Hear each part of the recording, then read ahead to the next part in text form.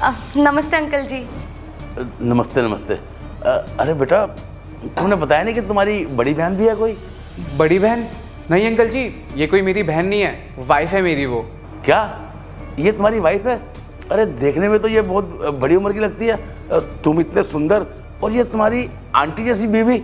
मुझे कुछ बात समझ नहीं आई बेटा। बेटा एक बात बताओ, तुम इतने सुंदर हो, सुशील हो, इतने अच्छे हो, अगर तुमने अपने उम्र के हिसाब से लड़की के साथ शादी क्यों नहीं की?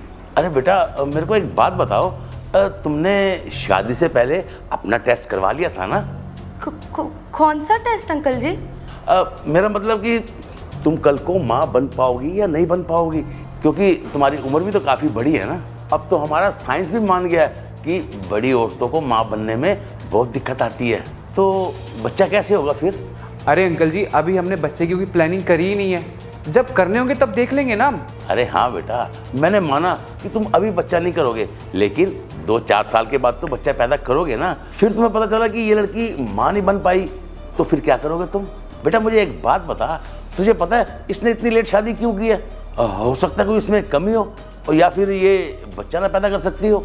देखो अंकल, ऐसा कुछ भी नहीं है, अभी उसको अपने करियर पे ध्यान देना था, इसलिए वो वहाँ पे बिजी थी, इसलिए शादी हमने अब जाके की है। अरे चल बेटा, इतना ही कैरियर का वो था, कौन सा ये नासा में चली गई? अरे तेरे मेरे लिए चाय तो बना रही है ना, और क्या कर रही है ये? बेटा मुझे तो लगता है जरूर इसने कोई कांड किया होगा, तभी इसकी शादी नहीं हुई। अंकल मैं नेहा को पूरे 4 साल से जानता हूँ, और हमने सब कुछ सोच के शादी की है।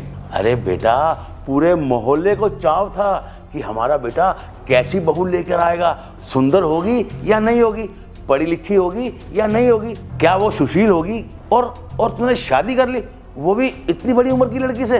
तूने एक बार भी नहीं सोचा कि मेरे साथ ये क्या हो रहा है? अंकल जी एक बात बताइए, आप मेरी शादी में आए थे ना, आपने स्टेज पे खड़े होके मुझे लिफाफा भी दिया था, तब आपने नेहा को नहीं देखा था क्या? अब उसे पहचान नहीं रहे आप?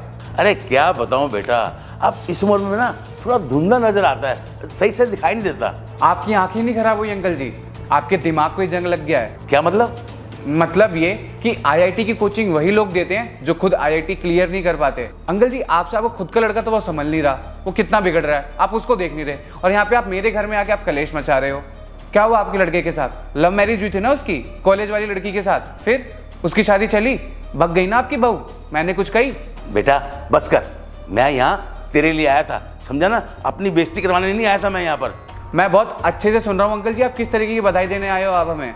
आपकी बहू तो 25 साल की है ना, आपके पोता पोती आ गए, और ये 28 साल की है, और आपको ये आंटी लग रही है। आप अपने बेटे की बात कर लो, आपका बेटा कितने साल का है? 28 साल का है ना, और दिखता कैसा है? बिल्कुल 55 साल का, आगे के सारे बाल गायब।